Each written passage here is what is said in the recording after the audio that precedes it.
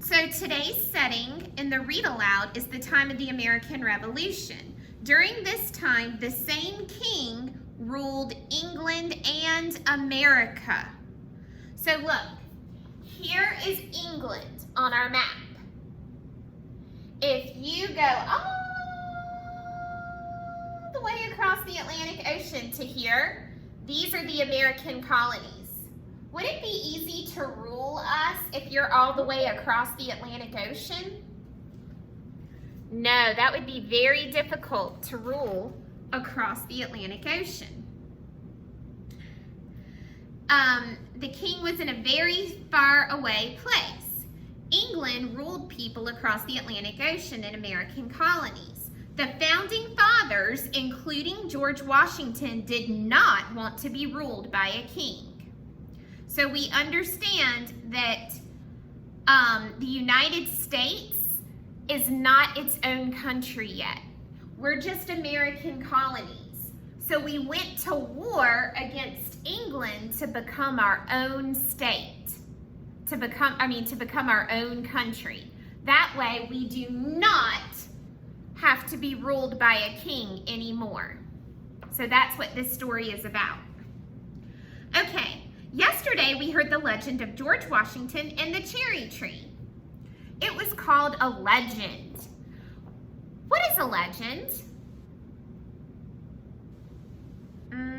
Jonian.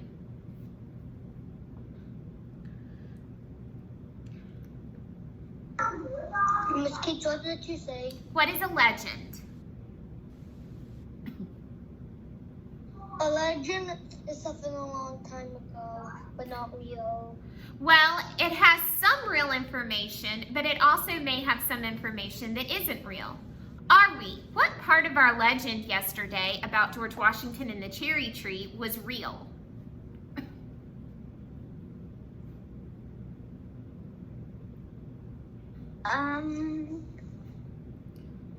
We talked about George Washington confessed what he did, so he was very honest. Honest, yes. Honest means to be truthful or tell the truth. An honest person does not lie or cheat. Yes, what's your question? My friend heard also a story of George Washington. Oh. We learned about the founding fathers. They were the leaders who helped start the country of the United States of America. Did our founding fathers want a king? Did the founding fathers want a king? Yes or no? No, they didn't. Russell, why didn't they want a king?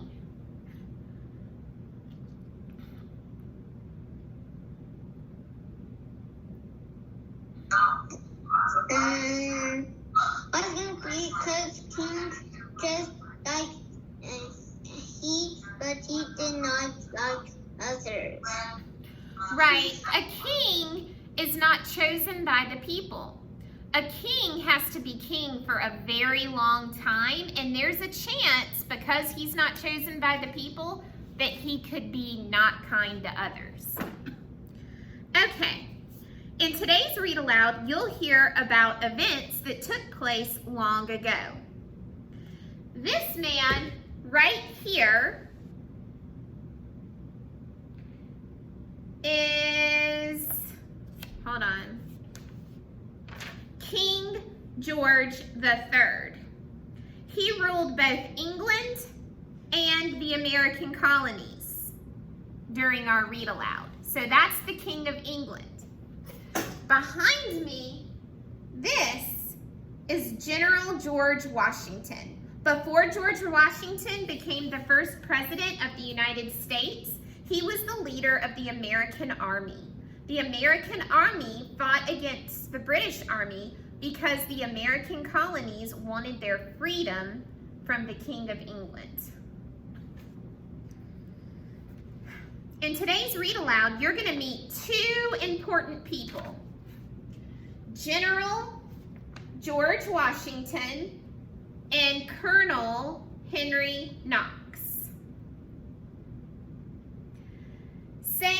general. Say colonel. A general is an army officer who is in charge of soldiers.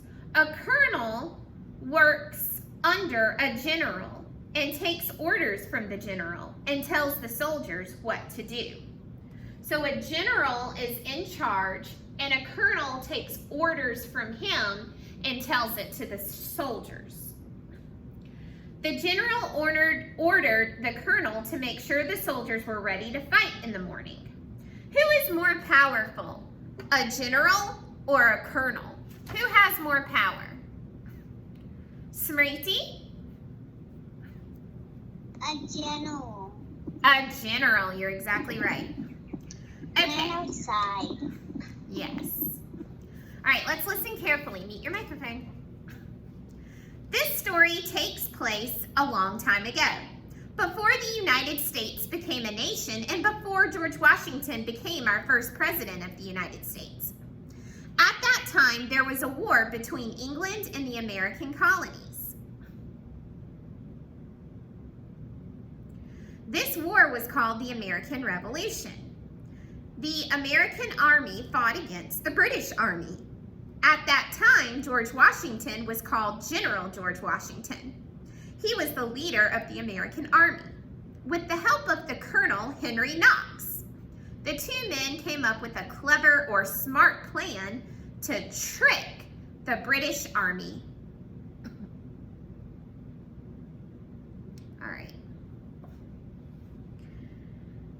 General George Washington had to think fast. He knew the British soldiers were going to attack soon. He knew that there were many more British soldiers than there were American soldiers. He also knew that the British Army had more supplies compared to the American Army. Supplies might have included food, water, muskets, gunpowder, and cannons. So they had a lot more than we did.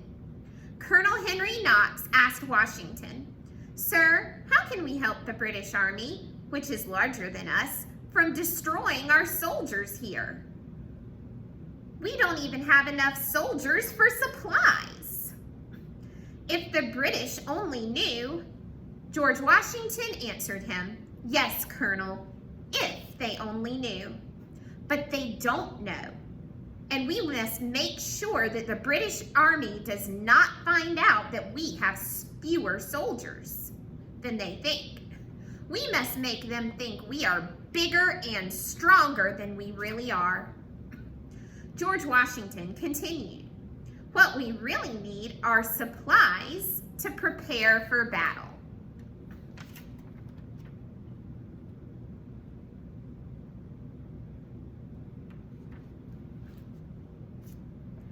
Colonel Knox thought for a moment. Then he asked, "Sir, would 50 cannons help?" George Washington looked surprised. "Where could we get?" Immediately, George Washington realized he knew the answer. Fort Ticonderoga. Fort Ticonderoga, he exclaimed. The American Army had captured or taken control of Fort Ticonderoga from the British. They also captured the cannons that were there too. "Brilliant idea, Colonel," Washington praised Knox. "In the morning, you and a team of soldiers will leave to bring those cannons here. Travel as quickly as you can," ordered General Washington. Okay, so here's Boston, and here's Fort Ticonderoga. So they have to travel all the way there, get the cannons, and bring them all the way back with just horses. How long do you think it will take them to bring the cannons back? Remember, there were no cars or airplanes. Anya? Take them about 2 hours or 1 hour. I think it would take them several days, maybe. Meanwhile, my job here will be to convince the General Howe, that we are too strong for him to attack. General Washington came up with a clever idea. He called his soldiers together and said, "Build high mounds or huge piles of dirt in front of our camp. General Howe must not be able to see past the dirt. Then, taking turns, you all will march up the mounds. You must not stop marching up and down the mounds that General Howe and the British Army will think we have more soldiers than we do." So here's what he's going to do. He's going to create a mountain, okay? And I'm going to say the sugar packet are the soldiers. The soldiers are going to go up over the mountain, down, then they go behind the mountain. It's the same amount of soldiers. So let's say there's only 8 soldiers. If you keep on going over and over again like this, it's going to look like there's hundreds of soldiers. But really, there aren't hundreds of soldiers. There's only 8 soldiers. They just keep on going back and back and back again. Isn't that tricky? He's tricking him to make him think they have hundreds of soldiers. General Howe, the leader of the British Army, he's the bad guy, looked toward where the American army was and saw the large mounds of soldiers marching non-stop up and down. He thought to himself, "There must be many more American soldiers behind those mounds. It's better we don't attack yet. They have a big army." Do we really have a big army? No, we have a little army, but we tricked them to make them think we have a big one. In less than 2 months, oh my goodness, Anya, it took them 2 months to get that and come back. In less than 2 months, Colonel Knox and his men returned with the cannons and supplies. So, it took a lot longer than we thought. When they arrived... Miss Kate, I thought it was 10 hours. Yeah, it was a lot longer. When they arrived, the waiting American soldiers cheered with joy. Washington came out of his tent and saw Henry Knox at the head of the line of men. Washington said, "Welcome back, Colonel. I'm glad to see you and our cannons." Knox saluted and said, "Thank you, sir. I have good news. In addition to the cannons, we've brought back enough supplies so that all of our men will have..." taking 2 months.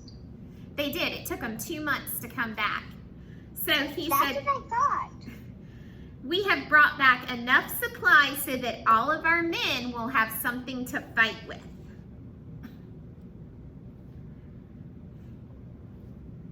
The soldiers in this image are American soldiers.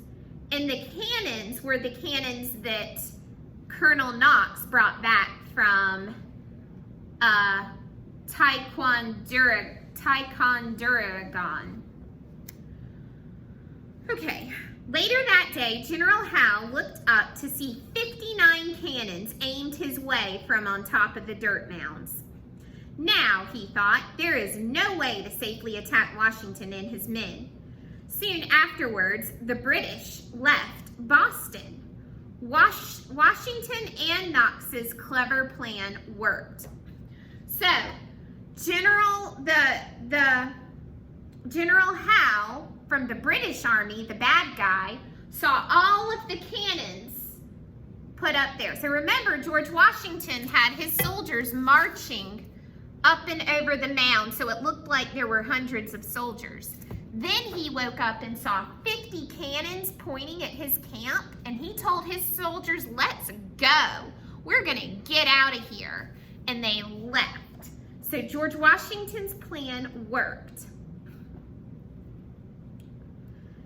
After that victory, or win, Washington said to Knox, "Congratulations, Henry.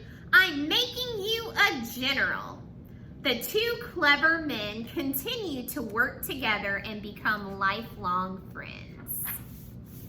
That's a good story, isn't it? Where did this story take place? What was the setting? Where did this story take place?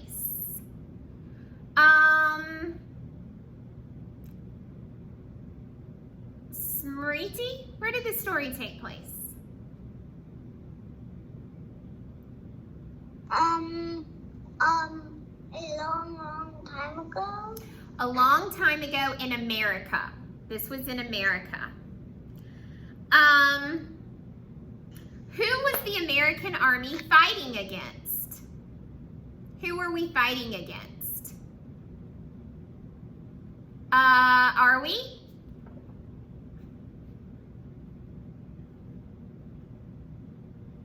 The British Army? The British Army from England. Do you remember who was in charge of our army? Who was in charge of the American army? Anya. George Washington, and I have a George Washington was in charge. Yes. So me and my family with my uncle, a few months ago, we had gone to this park, and it was where World War I or II was, and we saw, went on a hike and saw, George Washington was in one of them. Oh, okay. Very cool. With, Colonel Henry. Very cool. All right. What clever idea did Henry Knox have? Colonel Henry Knox. What was his clever idea? Estelle? That they would make a dirt pile and they would march up and down again and again, so it looked like they had actually more soldiers than just one. That was George Washington's idea, and that's true. The mounds of dirt, yes, that was George Washington's idea. Question. Hang on. Henry Knox's idea was to go get the cannons from the old fort. Do you know what a cannon is? Do you guys know what a cannon is? It shoots out a cannonball. That's what was Colonel Knox's idea. So he went to go get the cannons, and it took him 2 whole months, but he came back with the cannons. Did their trick work? Did they trick the British soldiers into thinking they had a big army and they went away? Yeah, they did. It worked. Okay.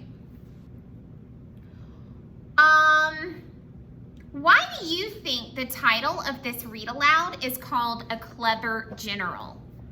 Why do you think the title is called A Clever General? Smriti? Because they tricked the bad guys and then they left, and then the bad guys left. Yeah, it's called A Clever General because they were smart and out-tricked the bad guys, the British Army. Very good. Let's talk for just 1 second about the word clever. In the read aloud, you heard George Washington came up with a clever idea. Say clever. Clever means smart. In the story, The 3 Little Pigs, the 3rd pig was clever to build his home out of brick. Okay, very good, friends. You guys did an awesome job with today's read aloud. Did you enjoy that story? That's a real story. You can tell it to your parents and maybe try to act out the soldiers on the mound. I think they would be impressed. Anya, what's your question? Can I show you something?